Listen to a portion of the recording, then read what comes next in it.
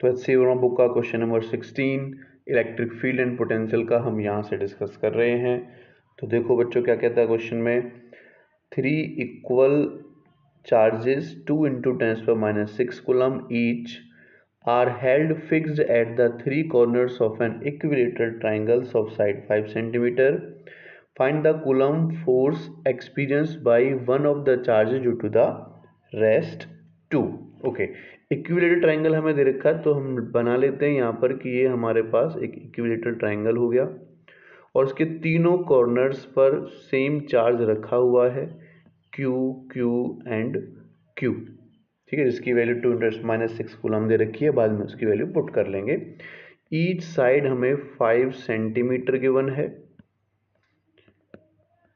Okay, अब कहता है कि find the coulomb force experienced by one of the charges due to the rest of 2। तो इस चार्ज पर मैं निकाल लेता हूँ। तो देखो ये वाला चार्ज इसको रिपेल करेगा तो इस पर जो फोर्स लगेगा, जिसको मैं F1 नेम दे रहा हूँ, वो इधर आ जाएगा।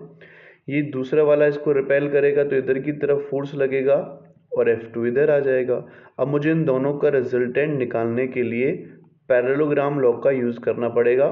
तो इन दोनों के बीच का जो एंगल बनेगा, क्योंकि इक्विलेटरल ट्रायंगल है तो 60 डिग्री का बनेगा, तो रिजल्टेंट जो फोर्स आएगा वो मेरे पास F' मैं नेम दे रहा हूँ, वो इधर आ जाएगा। ठीक है, ये एंगल टोटल जो एंगल है वो 60 डिग्री का है। तो अगर मैं यहाँ से रिजल्टेंट F' की वैल्यू निकालूं तो क्या फॉर्मूला होगा, F1² plus F2² plus 2F1 F2 cos 60 degree हो जाएगा, है ना, पैरेललोग्राम लॉ से। अब F1 F2 दोनों इक्वल हैं, हम देख सकते हैं क्योंकि चार्जेस भी इक्वल हैं और डिस्टेंस भी इक्वल है, तो F1 F2 किसके इक्वल है, F के इक्वल है। तो इन दोनों को अगर मैं F लेट कर लेता हूँ, F² plus F² plus 2F² cos 60 की वैल्यू होती है 1/2। तो यहाँ से 2 से 2 कटेगा, √3F मेरे पास निकल कर आ जाएगा।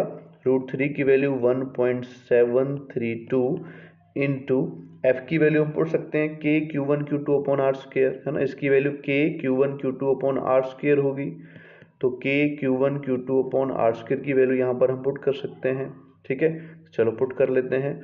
यहाँ पर K की वैल्यू कितनी हो जाएगी बच्चों, 9 × 10⁻⁹, ओके, इंटू Q1 और Q2 दोनों सेम है तो 2 × 10⁻⁻6 का क्या हो जाएगा बच्चों, स्क्वायर, एंड डिवाइडेड बाय इन दोनों के बीच के डिस्टेंस का स्क्वायर, यानी 5 × 10⁻², हो जाएगा। सेंटीमीटर को मीटर में चेंज करेंगे तो ओके, इसको आगे सॉल्व करते हैं। तो देखो क्या होगा, इधर से 1.732 ही मैं लिख लेता हूँ। तो ये इसको सॉल्व करेंगे, 2 2 = 4 होगा, पावर 2 है, 2 2 = 4 और 4 9 = 36 इंटू ऊपर की पावर्स देख लेते हैं, 10⁻9 यहाँ से, 10⁻12 यहाँ से आएगा तो 10⁻−3 ऊपर बच जाएगा।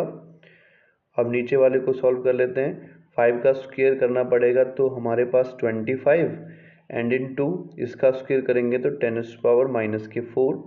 ये 10⁻⁻4 ऊपर जाएगा तो प्लस का होगा, ठीक है, इधर लेके जाएंगे प्लस का होगा तो एक 10 मल्टीप्लिकेशन बच जाएगा और नीचे 25।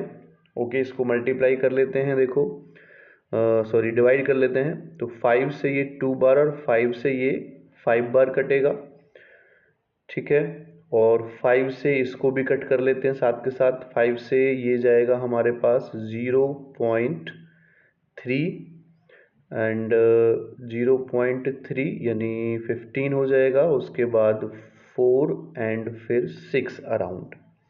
ओके, तो यहाँ से इनकी हम मल्टीप्लाई कर सकते हैं, 0.346 इंटू 36 2 = 72।